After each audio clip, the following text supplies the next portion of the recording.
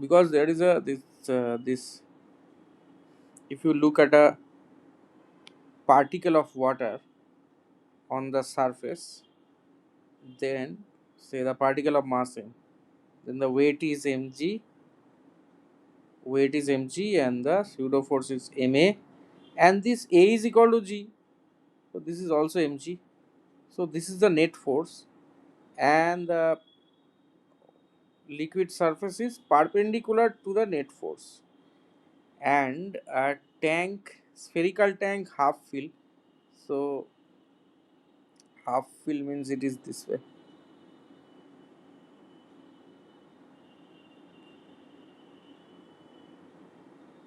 Half fill.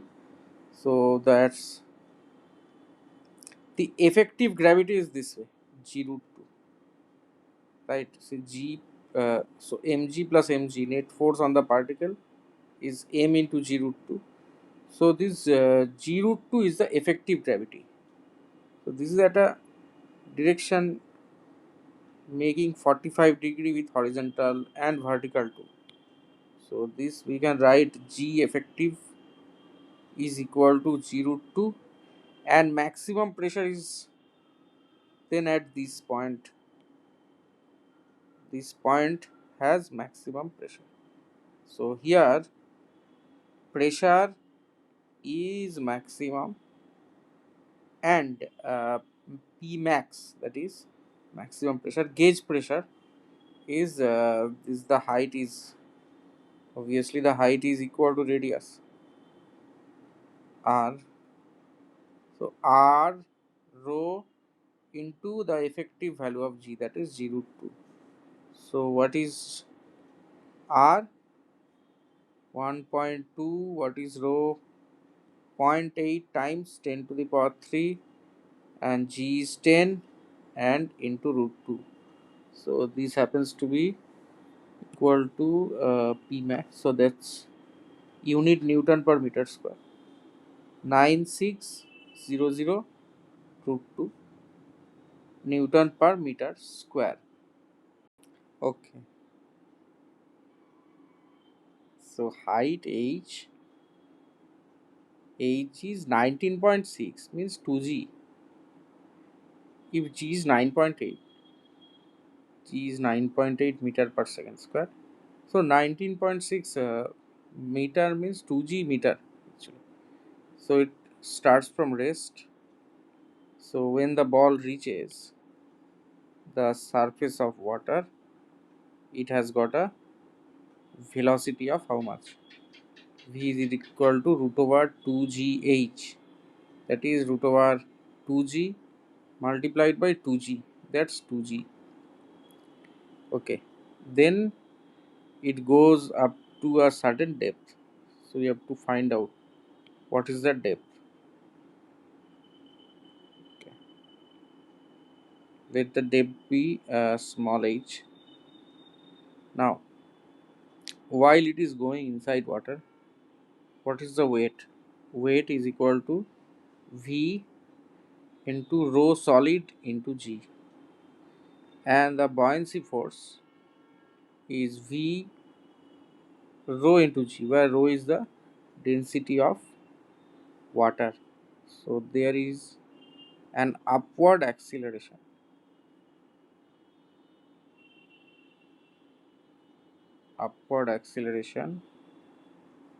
on the ball, because the net force is upward. So upward acceleration a is equal to v rho g minus v rho s g divided by mass of the ball, that is v rho s. So there you get it is given density half that of water. So that is rho by rho s minus 1 multiplied by g. So that is g, because this part is 2. So acceleration at g. So actually we can see that is the same height as capital H. That is, we can apply final velocity square is the initial velocity square. That means say between these point and this point, minus 2a into small h. So a is equal to g. So h is equal to v square by 2a, that is v square by 2g. Now v square by 2g is capital H. So small h equal to capital H. That is, it is also equal to 19.6 meter. And how much time it will take to come back again?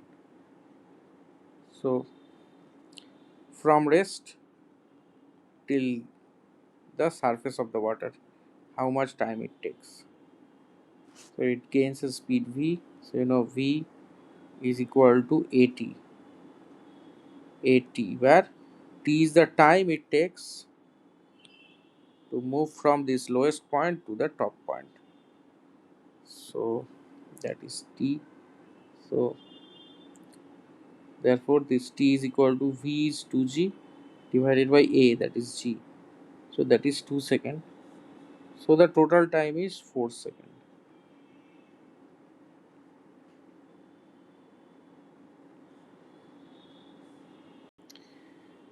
Simply equate pressure at 2 points. Simply is point A and say this is point B. Simply equate pressure at 2 points. PA is equal to PB. Now what is PA? 600 into G is 10 divided by the cross section. So 800 into something, whatever. There is no need to convert, but still there is no need to convert because on the left side also same thing. Now PB is equal to pressure at the top point, that is F by 25 plus pressure due to the height of liquid 8 into uh, 0.75 into 10 to the power 3 into G. Oh, that's it. No need to divide again. 25 into 10 to the power minus 4. That's it. 25 multiplied by 10 to the power minus 4. So there, from here we get the value of F, force required to hold the system. So answer is 37, F equal to 37.5 Newton. So the block A, and there is the spring balance D. So this is FD, means the force given by the spring balance D, and this is the vessel, and here E. So this is force given is Fe. So you have to calculate these two readings. What will be reading of each balance if the block, no, that's pulled out of water, different. Now presently D reads 25 Newton, and E reads 75 Newton. Now here you have weight of the block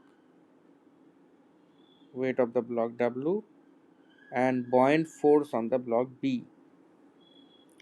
So this FD, that is 25 Newton. This 25 is equal to W minus B, and this Fe, right? See, the mass of the beaker W minus V, because see the block A is in equilibrium. So buoyancy plus Fd is equal to W. Therefore Fd is equal to W minus B. So this Fd is 25. So that is why 25 is equal to W minus B. Weight minus buoyancy. Now the mass of the beaker is how much? 1 kg. So that's 10 Newton. Weight of the beaker. And weight of the liquid, that is how much? 15 Newton. And see, there is a reaction force to buoyancy which acts. So which will act downward, because uh, buoyant force is a force given by the liquid to the block A. This is buoyant force. In turn, the block will also give a force B to the water by Newton's third law. So this Fe, so if you look at equilibrium of the beaker along with the liquid, so B plus 10 plus 15 is equal to Fe, that is 75. So therefore we can find B to be equal to 50 Newton. So B, the buoyant force, comes out to be equal to 50 Newton.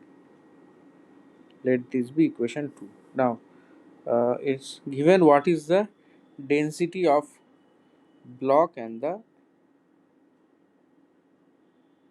liquid. Okay.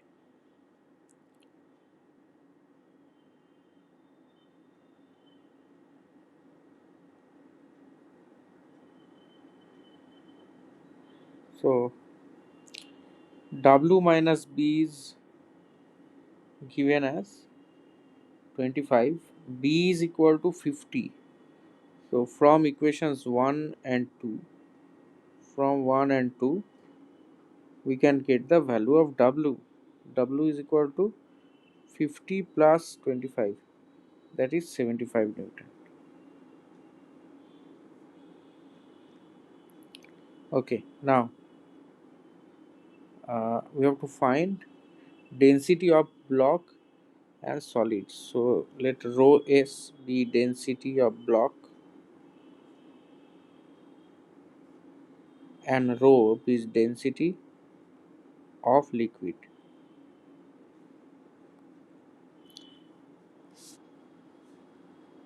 So volume of the block V is given at 0.003 meter cube.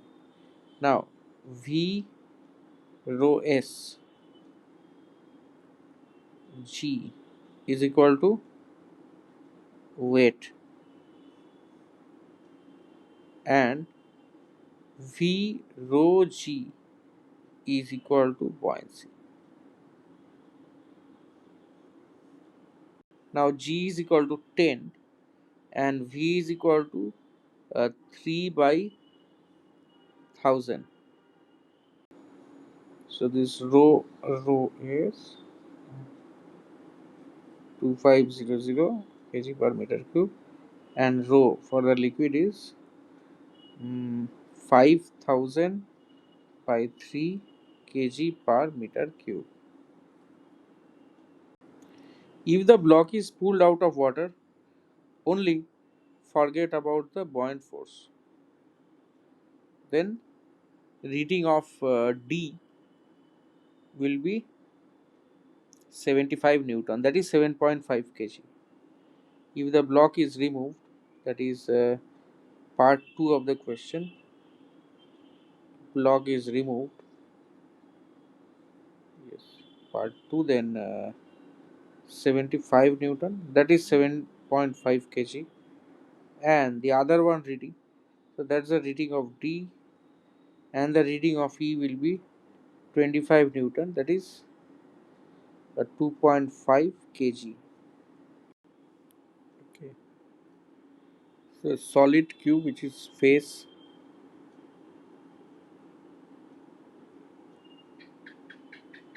This is a solid cube. It is immersed with two-thirds of its volume submerged inside the liquid. So the density of the liquid is 6. Suppose rho s is density of solid. 3 by 5 will be the answer. Density of solid. So this is a weight.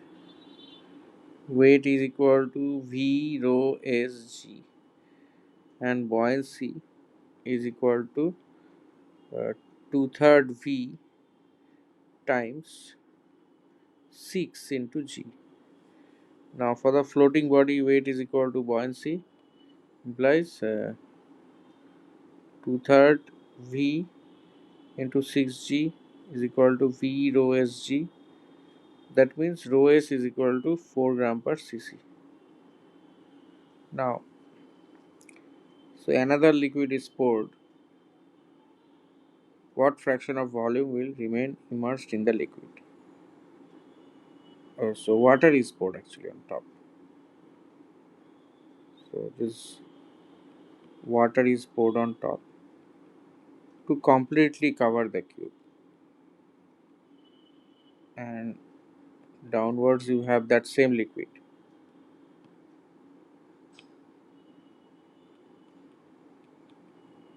So here the weight of the solid is W, and there will be buoyant force B1 due to water and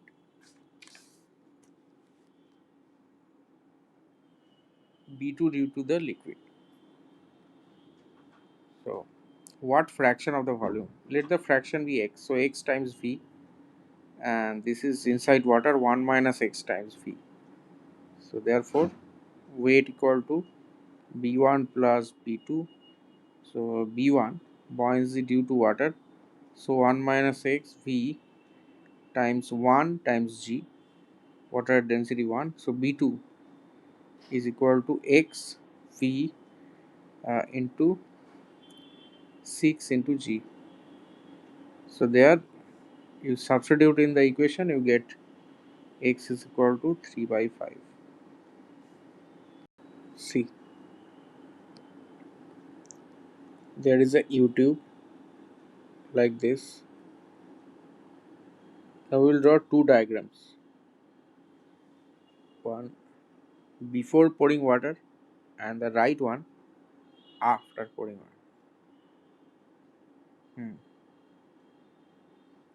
So it contained mercury like this. It contained mercury.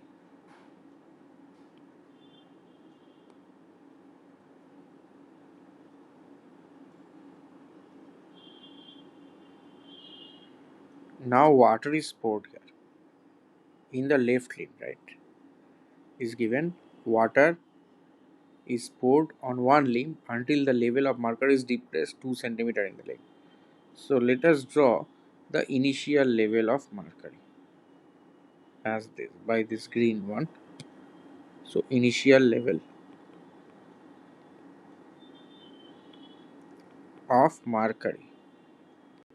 So now mercury goes down. Sorry, mercury goes down by 2 centimeter. So F as both the limbs having equal cross section. So in the right limb, mercury also goes up by 2 centimeter. So that volume of mercury is conserved. So there it is mercury total, and water is poured in the limb. What is the length of water column? That is been asked. So let the length of the water column be h.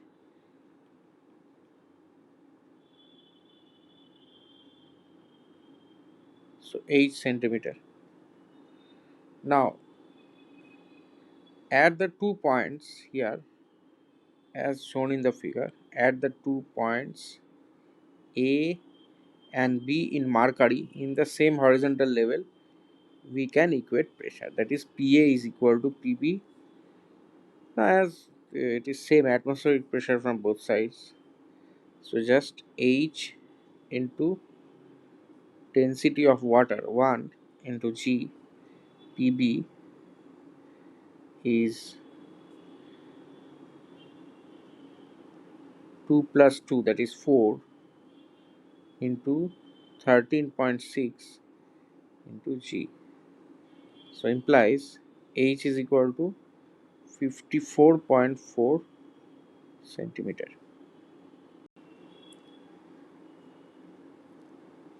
As water fills up and level reaches height H, the plug opens.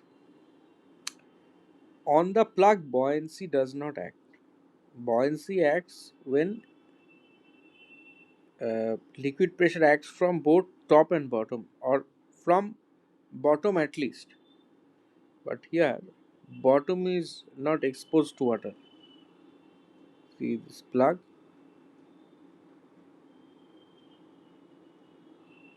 fits in like this. The bottom of the plug is not exposed. So there, this is the force on the plug.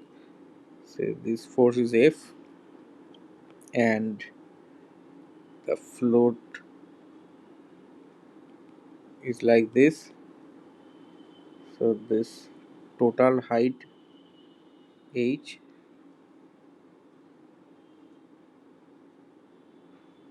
so this height is H minus 10, H minus 10 centimeter.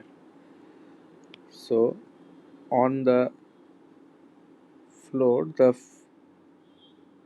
force acting is the weight, and upward force is the buoyancy. Now this buoyancy is equal to H minus 10, that is submerged volume. So H minus 10 centimeter, so by 100 into radius of the float is given as 10 centimeter. So pi 10 by 100 square, so that's volume into density of water 10 to the power 3 into G, while the force F on the plug is equal to the height H into rho is 10 to the power 3. Oh, so it should be H by 100 because H is in centimeter. So H by 100 into 10 to the power 3 into G.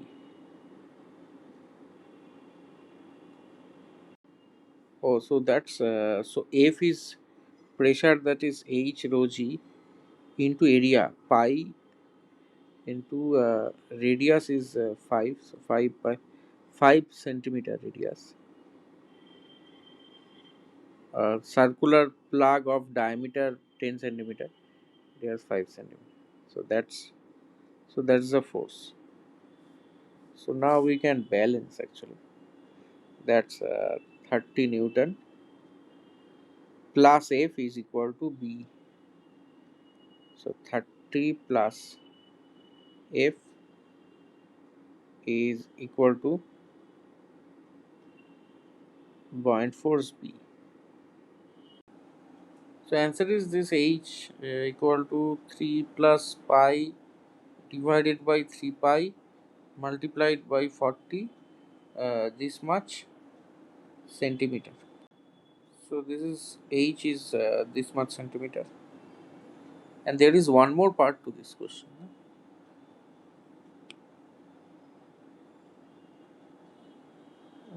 Determine the level of water in the tank when the plug closes again. Now the plug gets lifted, and then when weight is equal to buoyancy, then the plug will close again.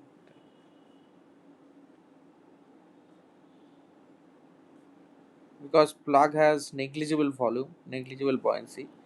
Now after the plug opens, so it's like this. So again the plug gets closed when weight is equal to buoyancy. Then you can equate. So again later on you get one more value of h, that's 3 plus pi divided by 10 pi in meter. So that's multiplied by 100, this much centimeter.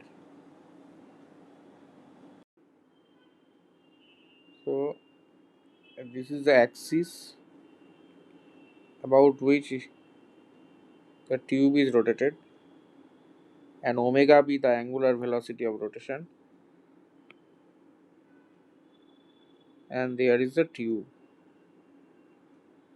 Now initially what is the height of the liquid of density 2 rho.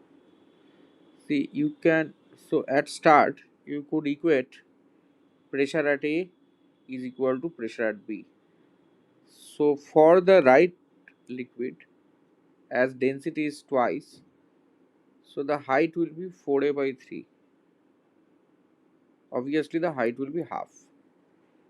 Now it is shifted.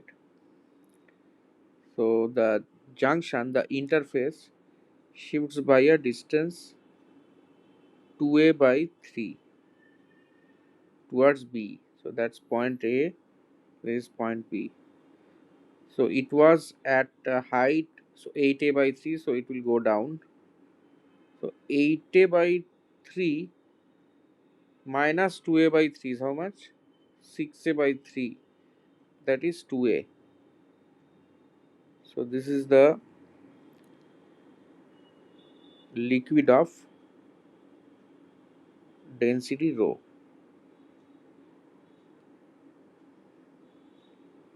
Liquid of density rho. Now here to the right side it was 4a by 3. Now it will shift up by 2a by 3. So 6a by 3. That means, so they are in the same level actually. So the liquid to the left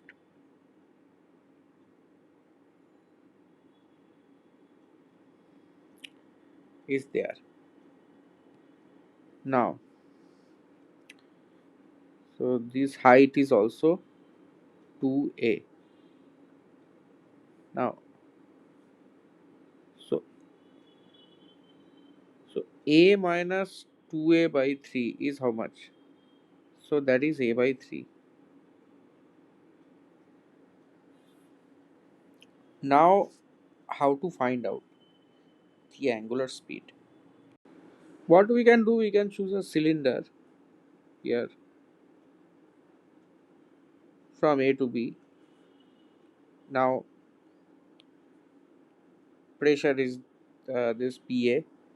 So 2A rho g, say the cross section is alpha, 2A rho g multiplied by alpha, and from the right side, it is 2A into 2 rho g into alpha. Now this is a composite body actually. So this is made up of two liquids, or say two bodies.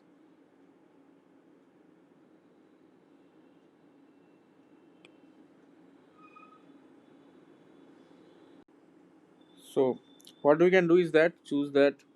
So these are two bodies. So these two are center of mass of the bodies.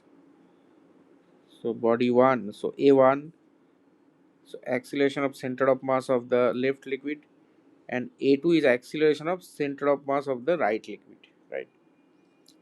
So what is A1 equal to? So A1 is equal to, what is the radius of the path? What is the radius of the path? So A plus A by 3. So radius of the path is 4A by 3. Radius means distance from the axis. That's 4A by 3. So 4A by 3 to omega square. And what is M1? Mass of the liquid. M1 is 2A by 3 into alpha volume into rho mass.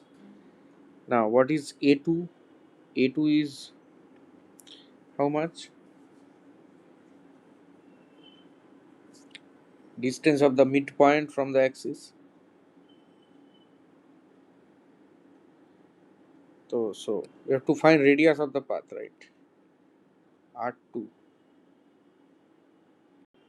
So for calculating A2, uh, radius of the path, so this much is A by 6, so that radius R2 of center of mass of the second liquid is 2A minus A by 6. So 11A by 6. So A2 is 11A by 6 radius into square of the angular speed. While M2 is, so A by 3 times alpha multiplied by 2 rho. Now what we have to do is simply that net force equal to, see, this is Newton's law for the system. So M1A1 plus M2A2, that is net force. So 2A 2 rho G alpha minus 2A rho G alpha is equal to M1A1 plus M2A2. So by calculating that, you get the angular speed as root over 18 A 18G by 19A.